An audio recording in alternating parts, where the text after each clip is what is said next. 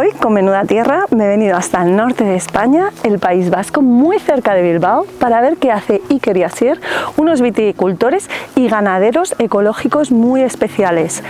Trabajan la viña desde el corazón, en sintonía con la naturaleza, y hacen un chacolí extraordinario. Ellos lo llaman singular.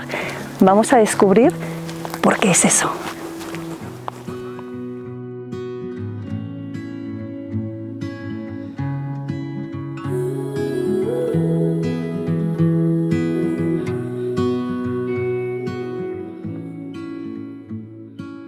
Bueno, Iker, me has traído a este viñedo maravilloso aquí en Gordexola. No sé si lo he pronunciado bien. Perfecto. Muy bien, porque me has dado unas clases de euskera que si no me hubiera costado pronunciarlo. Estamos muy cerca de Bilbao, en el País Vasco, y en este viñedo, ¿qué estoy viendo yo ahora mismo? ¿Estas viñas qué son? Mira, estas viñas, este viñedo está compuesto de dos variedades autóctonas que se llaman Ondarrabi Suri y Ondarrabi Suri Sarratia.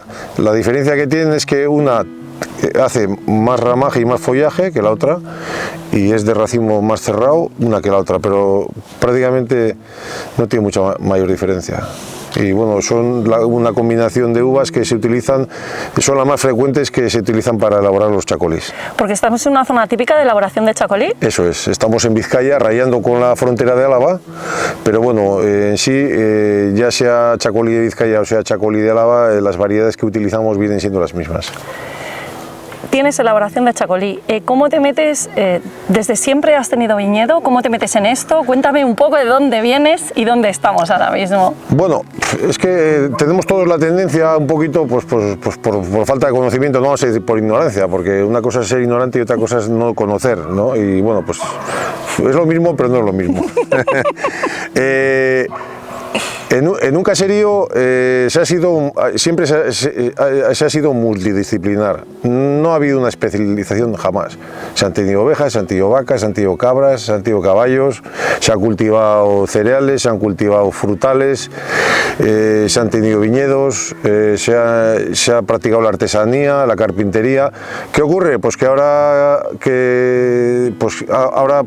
todo el mundo tiende a especializarse en algo y claro, el que tiene viña solo tiene viña, el que tiene ovejas solo tiene ovejas. Nosotros, hombre, seguimos manteniendo muchas disciplinas más a nivel amateur o de autoabastecimiento, y bueno, pues la viña siempre ha sido una cosa más en el caserío.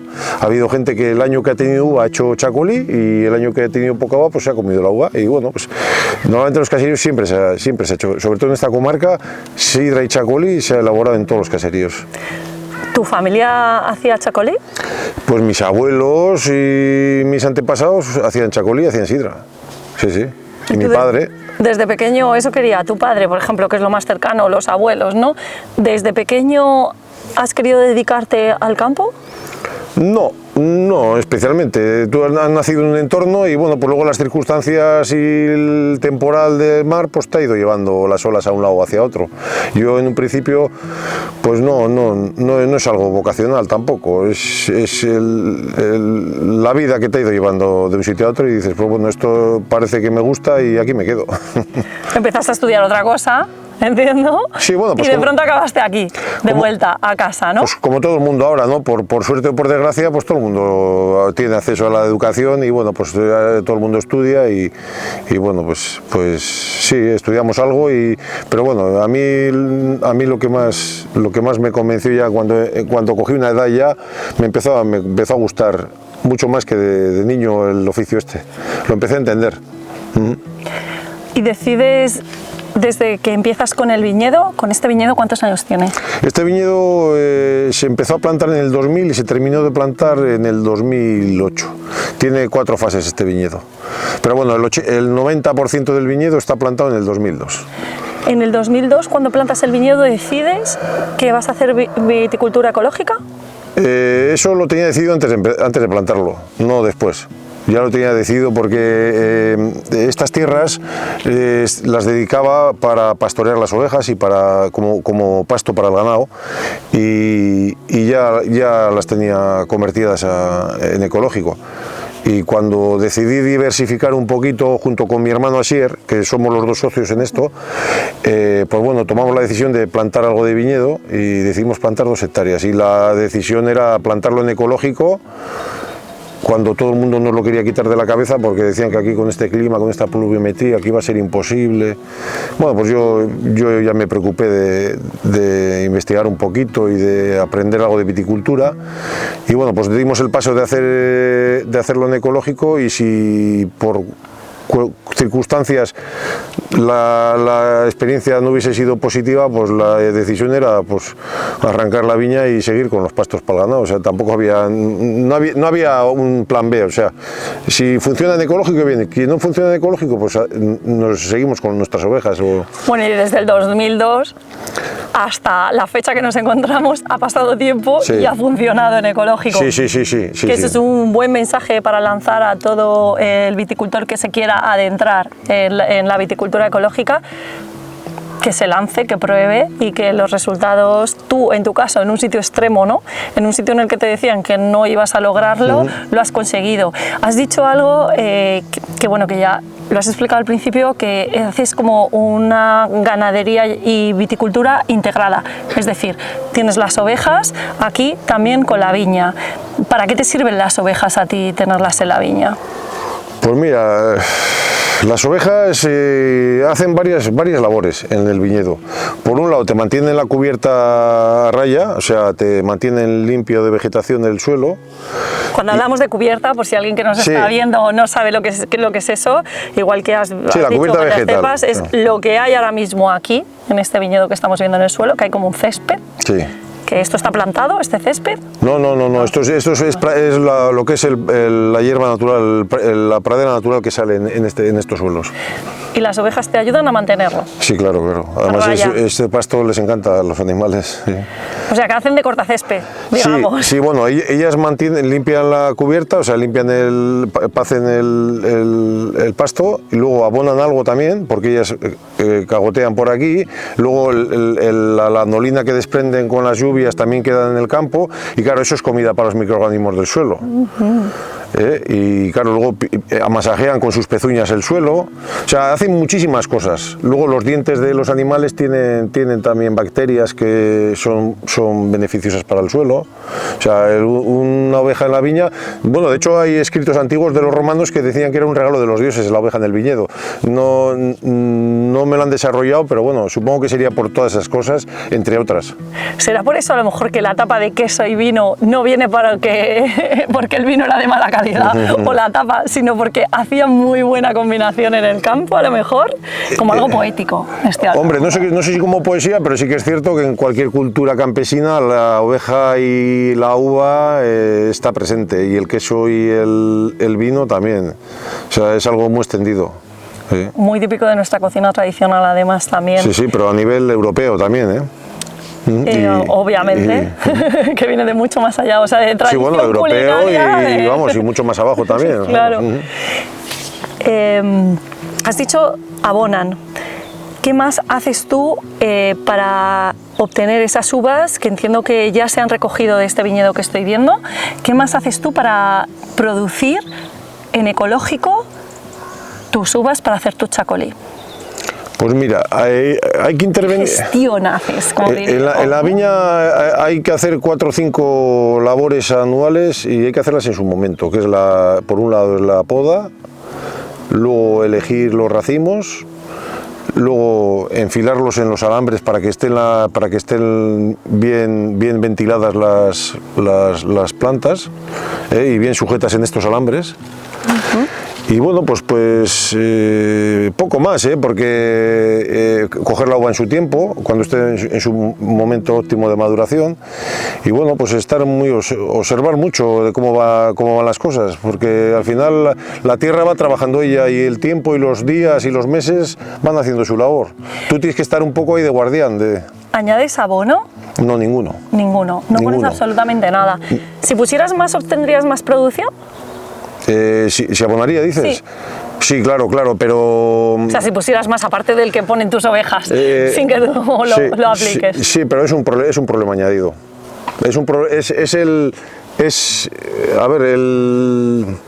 El abonar es un poco, a veces es necesario y otras veces es un poco a donde nos lleva el egoísmo, ¿no? A coger más, a coger más, a coger más, pero eso tiene su lado negativo. Si tú una viña la abonas mucho, te va a dar más kilos de uva, pero claro, esa uva va a ser mucho más delicada. Y si tienes años difíciles de sequía o de exceso de agua, pues la uva, pues la viña va a tener problemas de enfermedades, de plagas. Y en cambio, si una viña va con una carga ligera y con una mochila pues a medio llenar, pues va a llegar siempre a la maduración sin mayor dificultad. Por difícil que sea el año, va a terminar bien madurando. O sea, tú no puedes estar pensando que todos los años son buenos. Tú tienes que pensar que la viña tiene que dar una carga equilibrada de uva, venga el año bueno, venga el año malo, que eso nadie lo va a saber. Tú no le puedes ya hacerlo con vocación de que el viñedo dé mucho. En realidad, por lo que me dices, o sea, has hablado del suelo, de los microorganismos, todo, es como todo eso que hablamos en un podcast con Lucía Redondo, que es nutricionista, que la conoces porque es gran consumidora de tus quesos. Hablamos precisamente de la microbiota intestinal, de los bichitos y los microorganismos que favorecen que tengamos una buena salud.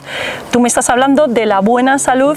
Con todo lo que me estás diciendo, corrígeme si me equivoco, que para ti lo más importante es la buena salud del suelo en el que están creciendo tus plantas. ¿Es así? Tú lo cuidas, no lo abonas, no riegas, lo único que haces es segar. Sí. Para resumir todas las labores que haces, es podar para quitarle volumen a las plantas, porque se podan para que podamos. Bueno, se hacen dos tipos de poda. Una es la poda de invierno, que es quitar todos los sarmientos que le sobran a la planta para que produzcan. Los sarmientos son esas ramas. Sí, las ramas largas. Viejas. Sí, son las ramas estas de año que tira, vale. Que son estas largas, que cada una te suele dar 1, 2 y hasta 3 racimos, ¿no? Depende del año. Y estas, bueno, pues estas hay que podarlas todos los años. Y luego está la poda en verde, que es cuando tiene mucho follaje la planta, pues tienes que clarear un poquito los racimos, o chupones o brotes parásitos que incordian mucho la planta, pues retirárselos. Esa es la poda en verde, que es muy importante también. Porque clarea, airea, y en estas zonas de pluviometría alta es muy importante la ventilación. Y de humedad, ¿no? Cuando hablamos de pluviometría alta, para quien nos esté escuchando, el problema que podríamos tener aquí sería un problema de hongos. Dime, ¿qué problemas has tenido este año, por ejemplo? Hombre, este año es una excepción, porque este año, mira, estamos casi en noviembre y no ha llovido desde primavera, más que 70-80 litros. Es algo totalmente anormal aquí. No es lo normal, pero vamos, aquí lo normal es que ya en septiembre empieza a llover, igual te pegue medio septiembre entero lloviendo, o no, pero te puede llover. Ya ha habido años así. Y ahí es donde está la gestión de que tú ventilas para que... Sí, a ver, todo lo que hagas tiene que ser de forma preventiva. Vale. Que luego el tiempo te acompaña, perfecto. Pero si no te acompaña el tiempo, también tienes que estar preparado. Para lo que pueda suceder, que es lo que ha pasado este año. Y entonces este año que ha habido muy pocos, no has tenido problemas de patologías de hongos, entonces no. Nada. Si tuvieras problemas de hongos, ¿qué harías? No, es que no lo suelo tener. Vale. Es que no lo suelo tener, porque aquí con la mala reputación que tiene el mildiu y el botritis, yo la botritis en 20 años de viticultor, un año la traté, que se pegó todo el mes de agosto y septiembre lloviendo. Se trató un poco con la botritis, pero nunca más la he tratado. Y el mildiu, vamos, se puede mantener a raya, vamos, con unas dosis de cobre mínimas de 1,5 kilos. Por hectárea. Vale. Sí, que bueno, que eso quien no sepa de agronomía es mínimo, o sea, es casi homeopático.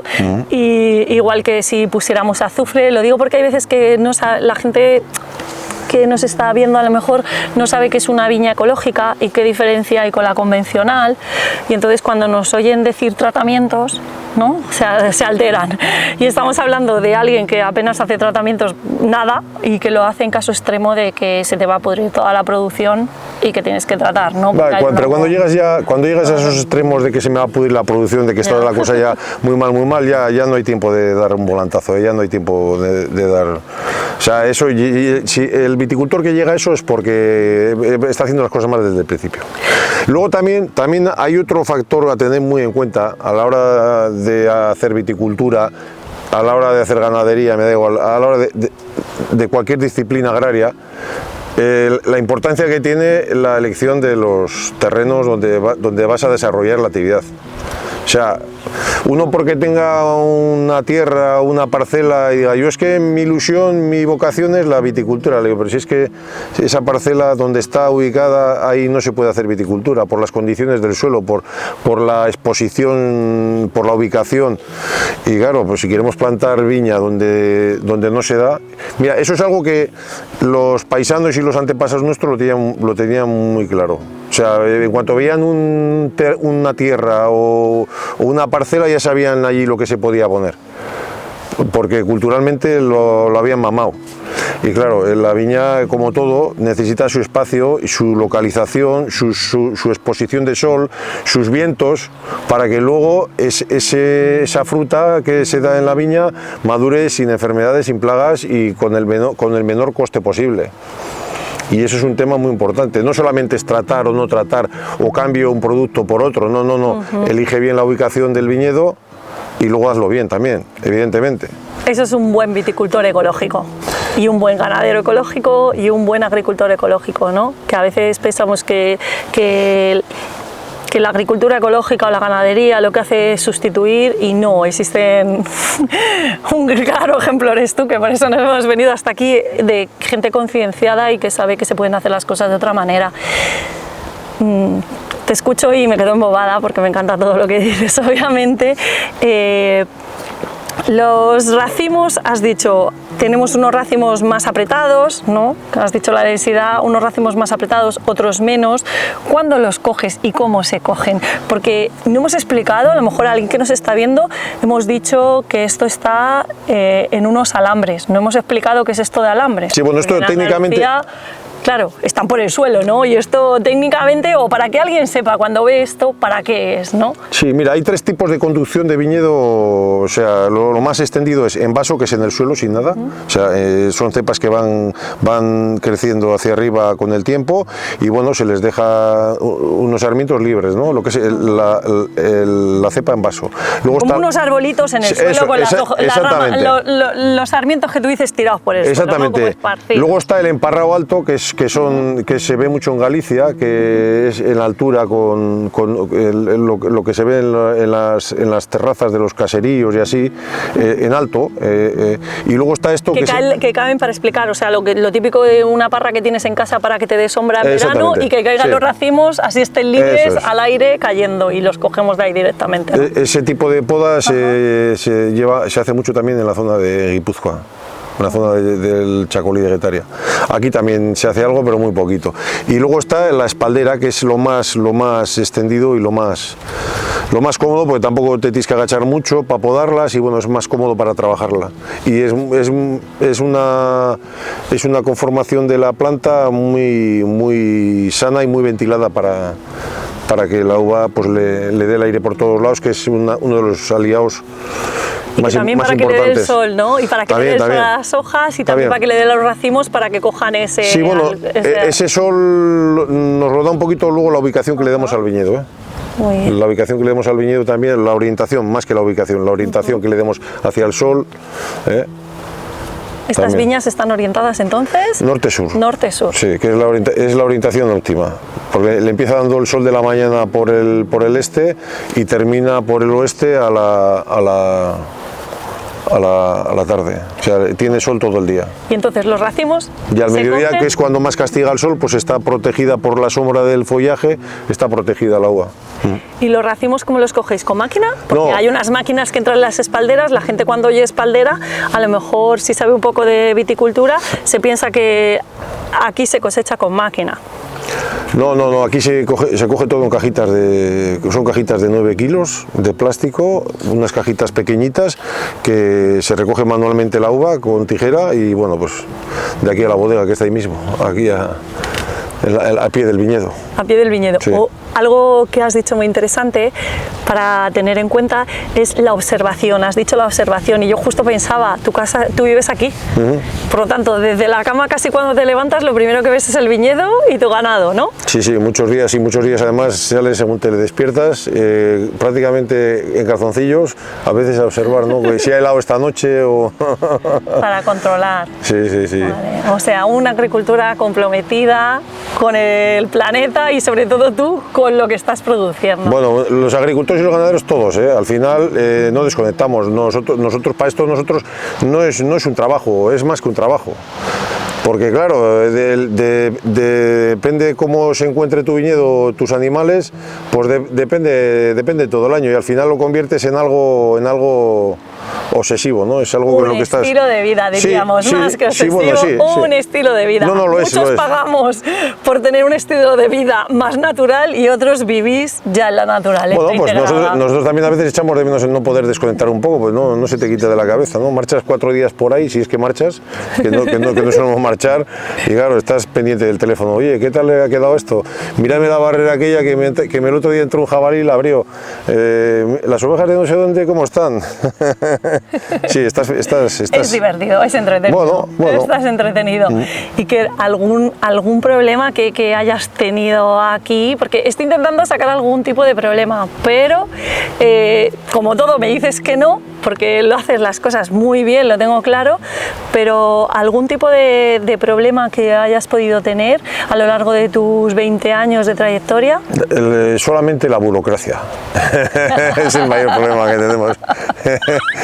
El mayor problema que tenemos es la burocracia. Se complica. Y la venta, bueno, eso ya lo hablaremos en la bodega, porque yo creo que lo que podemos hacer es pasar por la bodega ahora después y grabar también en la bodega y ver cómo haces todo el proceso con estas uvas que hemos cogido aquí y que hemos llevado a escasos metros de distancia. Iker, este año que me has comentado que apenas ha llovido, que es un año súper extraño, ¿tú has visto que tus viñas hayan sufrido y que la producción sobre todo haya sido menor? Porque hay mucha gente alertando y diciendo, no, es que va a haber escasez, es que va a haber...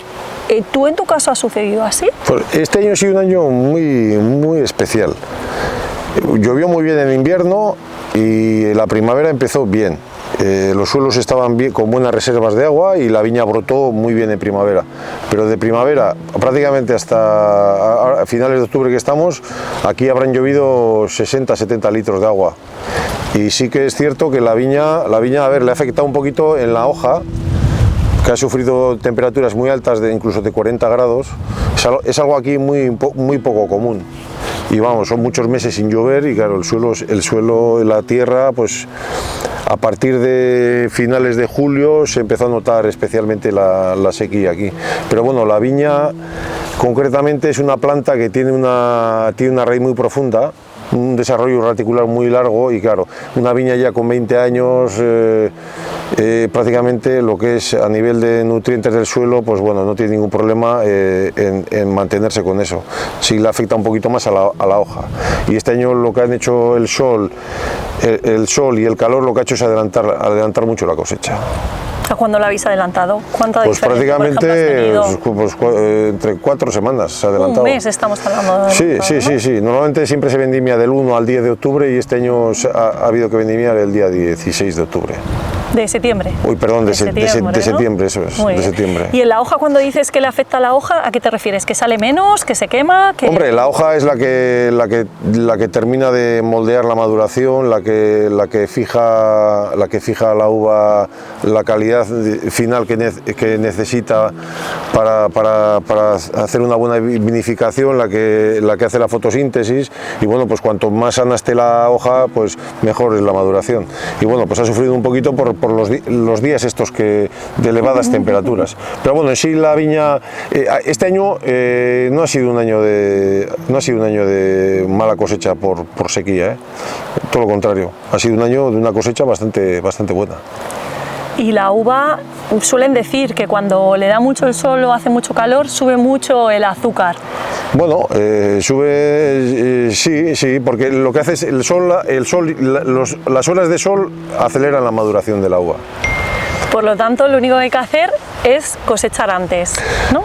Pues en este caso sí, que lo único que tienes que cosechar también es el momento que la uva tiene la acidez en su momento óptimo también, ¿no? Es casi más importante que el grado alcohólico. Perfecto. Por lo tanto, podemos decir con este vendaval este viento estamos sur. pasando por todas las temperaturas y por todos los estados que puede pasar una viña, que tu viña se ha adaptado perfectamente y que tú no vas a tener pérdidas este año porque haya llovido poco o porque hayamos tenido exceso de temperaturas. Un claro ejemplo de cambio climático. Pues hombre, está claro que si no vamos haciendo cositas, esto va a ir a más. Lo de los calores y lo del cambio climático está claro. O sea, lo que no vamos a esperar es un milagro. ¿Y crees que haciendo ganadería y agricultura como tú haces, el impacto es mucho menor en el ecosistema y en el clima o no?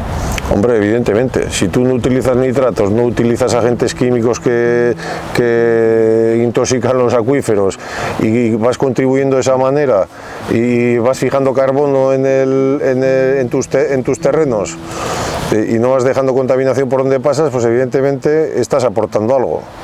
No estás sumando más al calentamiento. Voy a aprovechar para preguntarte, porque cuando venía de camino aquí a tu finca he visto que hay un montón de pinos y eucaliptos. Con esta visión que tú tienes de hacer las cosas que la naturaleza nos enseña, ¿qué crees que estamos haciendo reforestando de esta forma? ¿O cómo afecta esto? Si afecta, ¿qué opinión tienes? Hombre, en esta zona concretamente, desde los años 50-60, pues la gente tuvo que ir a la industria, precisamente porque se plantaron todos los montes comunales, todos los montes vecinales, se plantaron de coníferas, principalmente de pinos. Bueno, la gente cambió de oficio y bueno, pues es un cultivo cómodo porque mientras la gente está trabajando en otro sitio, pues los pinos están ahí creciendo, ¿no? Pero ha llegado un momento en que les ha llegado una plaga, se están secando y claro, el pino, ahora el sustitutivo del pino es el eucalipto y pues hombre, uno es una conífera que es resinosa, que calienta, evidentemente calienta el ambiente y luego si hay incendios pues arde como la gasolina y luego está la alternativa del eucalipto que seca todos los acuíferos. No sé hasta qué punto eso se podrá regular un día y racionalizar y ordenar ese tipo de cultivos y no sean el cultivo o el monocultivo. Yo creo que aquí pecamos por exceso, no por defecto de ese tipo de agriculturas. Sí, sería silvicultura o agricultura forestal, pero que en realidad esto se planta y se pone para la industria papelera, ¿no? Sí, principalmente. Vale. Principalmente. También para el pino para el mueble, pero principalmente para la papelera. Vale, por la madera, lo usamos por su madera. Sí. Además son las maderas más depreciadas en el mercado, o sea, son las maderas más baratas, no son maderas nobles. Pues nada, lo lógico sería reivindicar un paisaje diferente. Sí, bueno, ya diverso. Hablamos en un podcast de cómo está influyendo el cambio de paisaje también con una producción agrícola que es la del aguacate, cómo se está arrasando con todos esos paisajes de cítricos y se están plantando los aguacates, pero tú vas a seguir aquí reivindicando la variedad autóctona de aquí, ¿no? Estas dos que tú tienes y la producción de chacolí. Iker, y con esta uva que has cosechado aquí hace un mes, ¿qué hacemos? Yo creo que lo mejor es que lo veas y lo pruebes. Pues vamos. Vamos. Bueno, Iker, ya estamos en la bodega. Con esas uvas llegan aquí y ¿qué es lo que se hace? Pues sí, ya hemos llegado, ¿eh?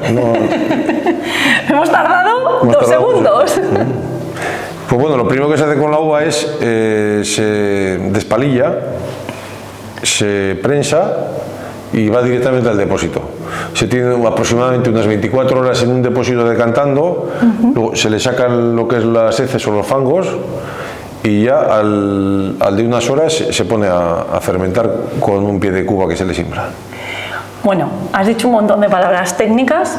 Para los que no sepan de enología, porque esto no es viticultura, esto es enología, que es el proceso del vino. Despalillar es... Despalillar es separar la baya del raspón.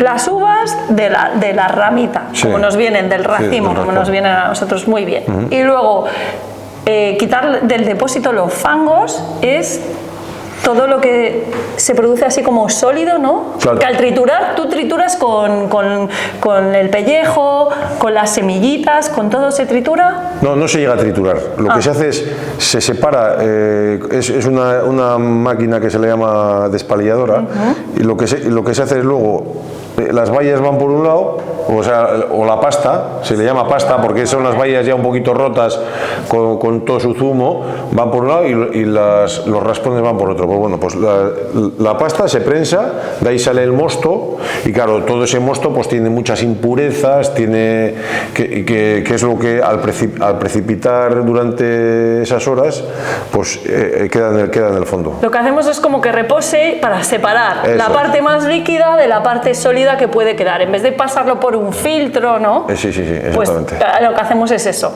lo separamos de esta manera, ¿no? Por decantación. Exactamente, por decantación se separa y siempre se deja una pequeña parte, lo que es la parte superior de esos fangos que se llaman lías, lo que es la parte superior, lo más fino, eso se deja para que aporten la fermentación nutrientes y levaduras naturales al vino y bueno, pues a la fermentación con todo el vino. Eso es una parte muy importante del proceso de, en vez de filtrarlo, ¿no? Porque si no lo pasarías por un filtro, por eso haces la decantación para tener eso que tú llamas lías. Vale, después de ahí, ¿qué hacemos? Esos depósitos están 2 horas y a partir de las 2 horas aproximadamente, ¿no? No. 2 horas, no, ¿cuánto? Según, que me he liado. Tú, según quitas los fangos, lo trasiegas a un depósito y le siembras lo que es el pie de cuba o las levaduras que tengas tú seleccionadas para que fermente. Trasiegos, hemos oído muchos, los que nos gusta el mundo de la enología hemos oído la palabra trasiegos y a lo mejor alguien que nos está viendo no sabe lo que es trasegar el vino. Trasiego es pasar de estos bidones que tenemos aquí, estos depósitos, a otro depósito, ¿no? Sí, pero siempre con una función, que siempre es ir quitándole al vino impurezas. O sea, normalmente cuando se trasiega un vino es para quitarle algo que a ti no te interesa que el vino siga con ello, que suelen ser pues, fangos o heces o impurezas. Bueno, heces, a ver, cualquiera que no escuche lo de heces, a ver lo que está pensando. Es una terminología que se usa en el vino. Eso es. Se le llama... Nos quedamos con que es una terminología, igual que el trasiego, igual que los fangos, igual que el despalillar. Veo que es muy similar, porque también tenemos un vídeo grabado de Almazara, es un proceso muy similar, el inicial al de la uva, ¿no? Muy parecido, lo único que el aceite no creo que fermente, ¿no? No fermenta. El objetivo es que no fermente. No fermenta. Claro, no fermenta. Perfecto, y una vez que lo tenemos ya para fermentar, dices, sembramos, o sea, le ponemos ese, como haríamos al hacer un pan, esas levaduras, ¿no? Sí. Tú le pones unas levaduras propias, le pones unas levaduras características del chacolí, no sé cómo funciona esto. Sí, lo que se suele hacer es, unos días antes de la vendimia, se coge una parte de la uva que se va a vendimiar, un 10% aproximadamente, se hace ese mismo proceso y lo que se pone es a fermentar de forma espontánea, que es lo que luego nos sirve para hacer la siembra. Sería como lo que nosotros llamamos también cuando hacemos un pastel en casa, tal, un impulsador, o sea, es como el iniciador de la fermentación. Y eso es no añadís entonces absolutamente nada, solo vuestras levaduras propias del viñedo. Es las levaduras del viñedo. ¿Se hace siempre así? Sí. No digo tú. Bueno, hay muchas formas de hacerlo, ¿no? También se hacen fermentaciones espontáneas. O sea, que el vino de por sí él va a fermentar.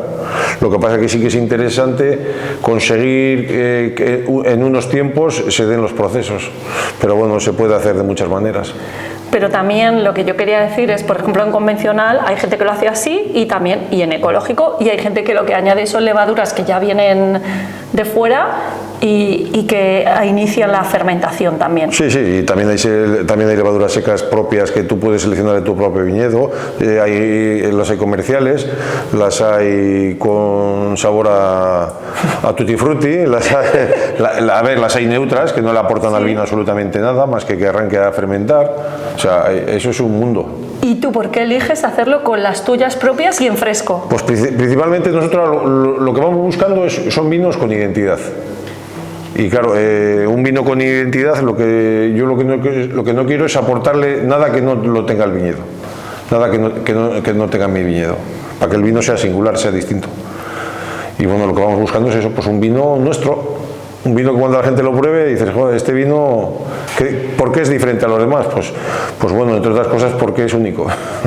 Es único. Exclusivo. Este es Ulibarri. Exactamente, son vinos únicos. Ulibarri. Son vinos únicos que los va a dar este viñedo y en esta parcela y en este año y en este sitio. Y con esta temperatura y con esta fermentación. Sí, bueno, claro, luego cada año le da su identidad al vino. Cada año pues hay años más secos, hay años más lluviosos, que eso le marca mucha identidad al vino, a la añada. Y una vez que está en el depósito en el que le hemos sembrado esas levaduras, ¿vale? Para que arranque a fermentar, ¿qué haces? ¿Qué otro proceso haces? Pues luego el vino se pega, pues normalmente el vino suele estar fermentando de 1 a 2 meses. Depende del año. Hay años que por lo que sea va más rápido, otros años va más lenta la fermentación y en cuanto termina la fermentación pues volvemos a hacer otro trasiego. Siempre va a quedar parte de esas levaduras que han estado fermentando, impurezas del vino, van a decantar y hay que sacárselas y volver a trasegar el vino. Y bueno, ya ahora el vino, una vez que está acabado, ya ahora el vino está hecho, ¿no? Ahora lo que hay que dejar es un poco de tiempo para que se redondee el vino y para que siga decantando, porque es un proceso lento. El vino está decantando, pues se puede pegarse decantando el vino, pues bueno, tranquilamente año y medio se puede pegar decantando el vino. Hay años que igual en 8 meses está el vino ya decantado, se ha quedado limpio. Otros años, y aquí se ha dado el caso de tenerlo hasta más de 1 año decantando. Me has dicho varias cosas y yo una de ellas, que ¿tú cómo sabes que el vino está sucio? No, el vino se va catando. El vino normalmente cada semana o depende de la frecuencia de visitas que tengas a la bodega, lo pruebas más, ¿no? Pero tú el vino continuamente vas viendo cómo está y en la copa mismo el vino ya te está diciendo los aromas que tiene, el color que tiene, la limpieza que tiene. Y eso lo vas viendo tú. ¿Tú eres etnólogo? No. Vale. ¿Tienes aquí algún etnólogo? Pues sí, ¿o no? tenemos una etnóloga que nos ayuda en la elaboración y bueno, pues es una ayuda que tenemos a la hora de elaborar el vino. Porque tú ya con la experiencia ya sabes cómo tiene que estar, pero entiendo que a lo mejor hay alguien, porque me has dicho unas cosas que a mí me resultaría, por mucho que me pusiera, probablemente algo bastante complejo.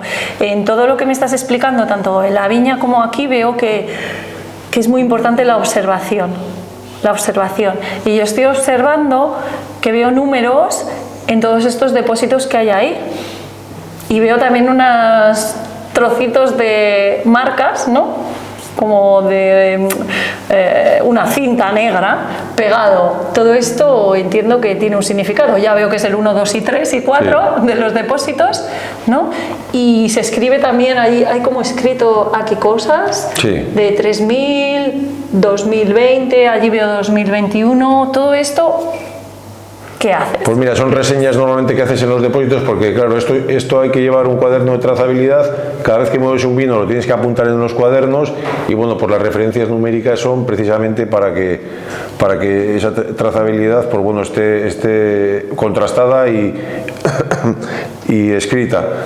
Y luego pues lo otro son reseñas que haces tú en los depósitos para saber la cantidad de vino que tienes, de qué añada es, hasta dónde llega el depósito, simplemente pues, muchas veces por aforarlos tú, por saber cuánto hay. Para tener un control de lo que hacemos, es como en una receta, cuando vamos haciendo una receta que vamos escribiendo. Son reseñas. ¿No? ¿Qué diferencia hay entre producir de forma ecológica como lo haces tú y producir de forma convencional?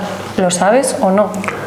Hombre, la principal diferencia está en la viticultura.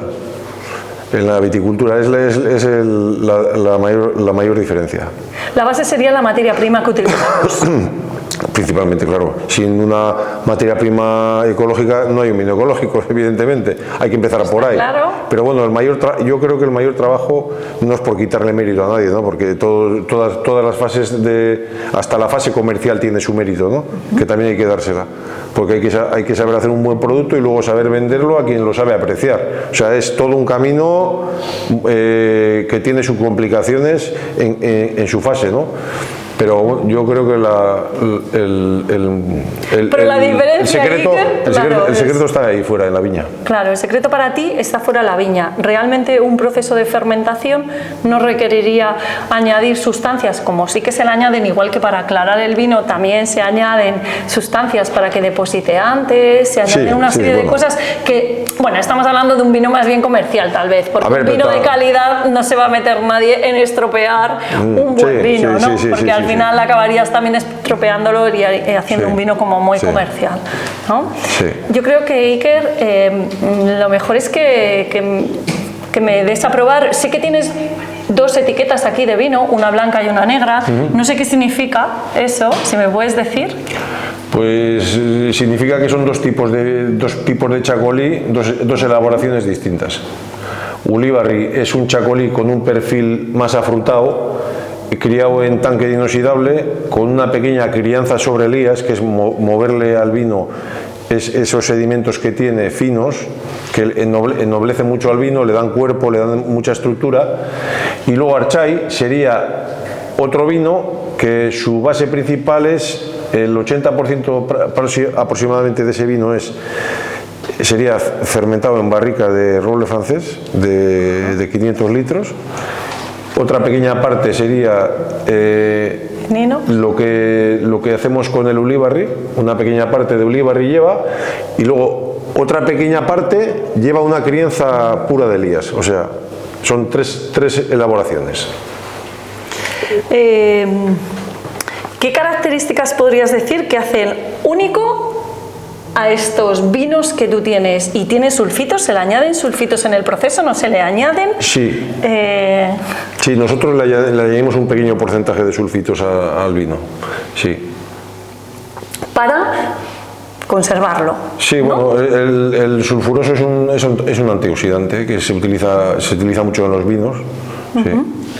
Pero se usa como algo natural. O sea, es que a ver, hay veces que yo creo que cuando estamos hablando de consumir alimentos ecológicos, enseguida sale la gente reticente de vinos ecológicos, de alimentos ecológicos y tal, y dice, no, es que esto le añaden sulfitos, es que esto le añaden cobre, es que a esto le añaden... Por favor, no nos obsesionemos porque son elementos minerales que encontramos en la naturaleza y que forman parte de nuestro esqueleto óseo y que necesitamos muchas veces incluso para la mente, para funcionar, ¿vale? Fíjate que con Lucía Redondo, te comento esto porque es bastante interesante, con Lucía Redondo en un podcast hablamos sobre los nitritos y los nitratos, tan denotados, tan maldecidos en los embutidos, y que ahora resulta que los deportistas están tomando sales nítricas para potenciar muchísimo más el músculo, y bueno, por una serie de cosas que lo mejor es que escuchen el podcast y que lo escuches tú también. Por lo tanto, los sulfitos no es algo maligno, es algo que está añadido a los vinos y que también los vinos producen de forma natural, sí, ¿no? Sí. Y es un método de conservación para estabilizar el vino en la botella. Dejo aclarado eso porque tú no vas a decirlo, porque obviamente tu vino es excelente y sin más es el proceso que haces para estabilizar, pero sí que como consumidora yo he estado en ese punto de radicalización en el cual he pensado que se hacía mal por añadir, por ejemplo, sulfitos. Que no son sulfitos, perdón, que es sulfuroso. Sí. Es distinto, que es un gas sulfuroso que se usa para estabilizar el vino. ¿Qué notas dirías que tiene tu vino? ¿Qué podría encontrar cuando yo haga una cata y vea esa excelencia y esa particularidad única que tiene el vino Ulibarri y el Archai? Pues mira, los vinos nuestros tienen una característica que la tienen los suelos. y a veces le sale hasta el queso, porque el queso que hacemos nosotros también son las mismas tierras, los mismos suelos los que lo producen. Tiene notas a hierro, tiene notas a menta, tiene a veces notas a manzanilla y luego tiene unos aromas muy afrutados. Y eso, vamos, eso lo dan estas parcelas, porque comparas tus vinos con otros vinos y ves tú que eso se repite y se repite y se repite añada tras añada, con sus pequeñas variaciones, comparando unas añadas y otras, ¿no? Pero sí que tiene notas el vino que se repiten año tras año. Y eso, bueno, eso lo da el terroir, lo da la identidad, lo da la parcela. Esto es lo que llaman los franceses el terroir, sí, ¿no? Que sí, es lo que se nota cuando tú tomas un vino y entonces haces una cata ciegas y dirías, esto es un Olevarri, esto es de tal año y esto está en esta zona. El que sabe, digo, ¿no? Bueno. Obviamente no tengo ni idea, pero lo que sí que quiero es probar esos sabores que me dices, así que a lo mejor es que... Sí, yo creo que ya es hora de probar un poquito el vino. Que probemos un poco el vino para saber de qué estamos hablando.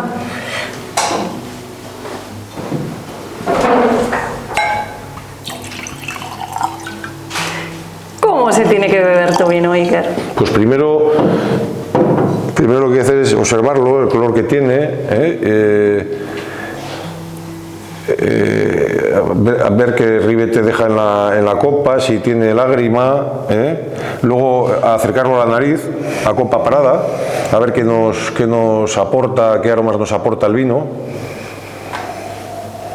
Yo le saco notas un poquito a menta, a hierba fresca, también un poquito le sale esos tonos a manzanilla que te he comentado, y luego ya se mueve un poquito, se agita un poquito el vino así, y ya ahí le salen otros aromas al vino, ¿no? que con la copa parada no se aprecian. Es verdad, es curioso. Y ahí ya le empiezan a salir un poco los cítricos.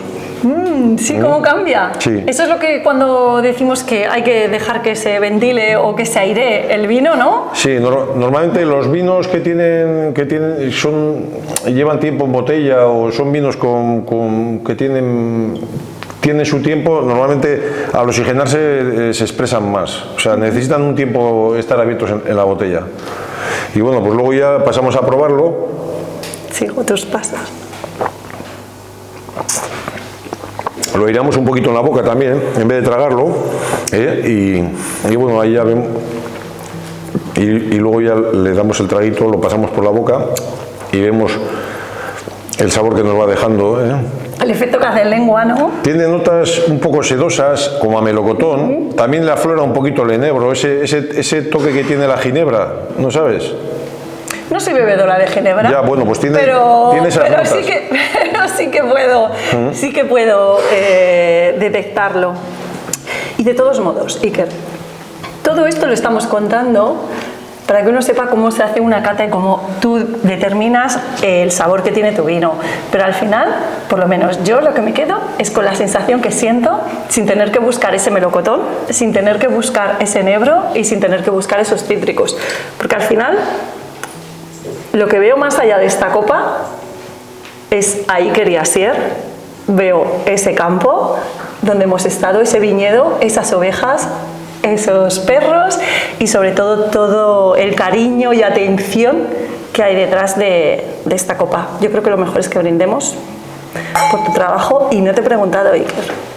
Vamos a tomarlo después de brindar. Pero no me quedo sin preguntarte algo. ¿Qué es lo que más te gusta de lo que haces en cuestión del vino? Pues hombre, nunca me he hecho esa pregunta. Pues no sé qué decirte. En su amplitud me gusta todo, porque es un proceso que al final lo tienes que dominar totalmente. Pero bueno, si quieres, la fase más tranquila es cuando empiezas a podar la viña, ¿no? Que ya se ha acabado el año, bueno, empieza un nuevo ciclo. Empieza otra vez el año a ver qué va a venir.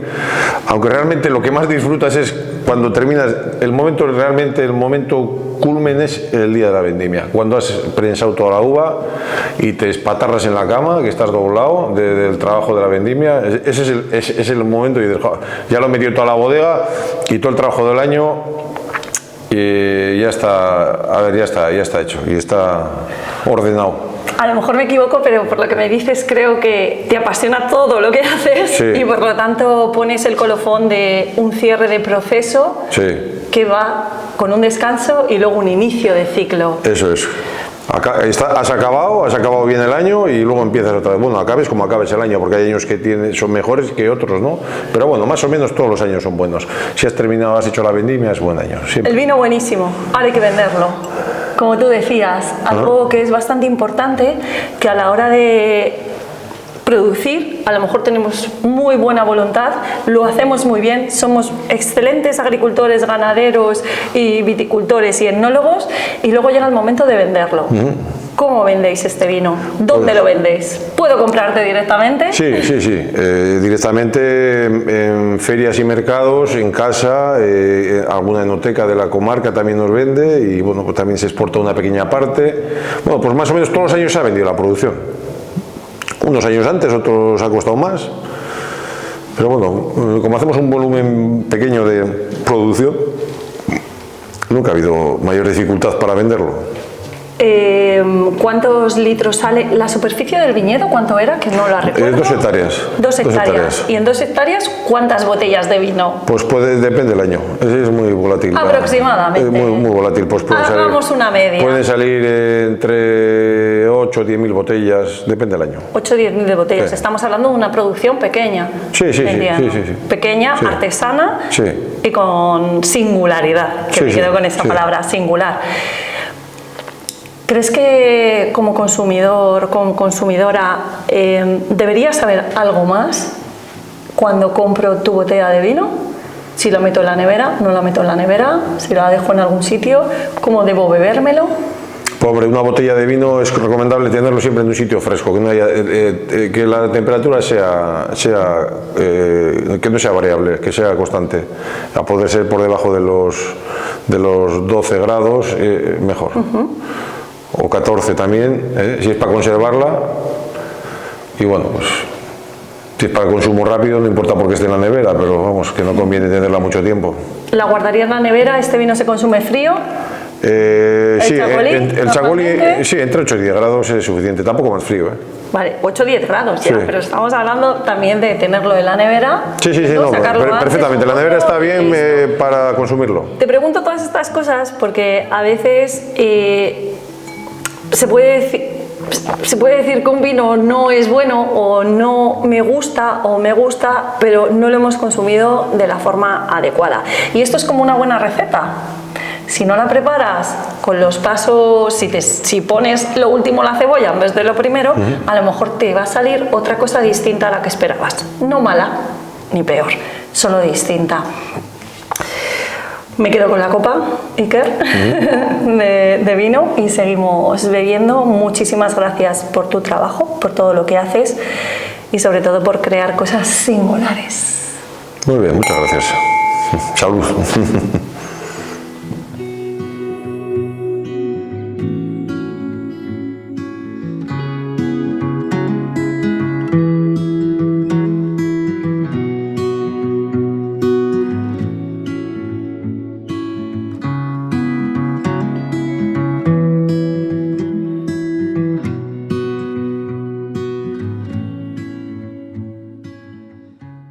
Hemos visto cómo se puede hacer viticultura ecológica con muchísimo mimo, muchísimo cariño y produciendo unas uvas de excelente calidad para luego elaborar este fantástico chacolí típico del País Vasco y también utilizado en nuestra cocina tradicional, que es excelente y singular, como nos ha dicho Iker, porque Iker y Asier hacen las cosas con mucho mimo, cariño y sobre todo creyendo que con la agricultura ecológica se puede cambiar el mundo.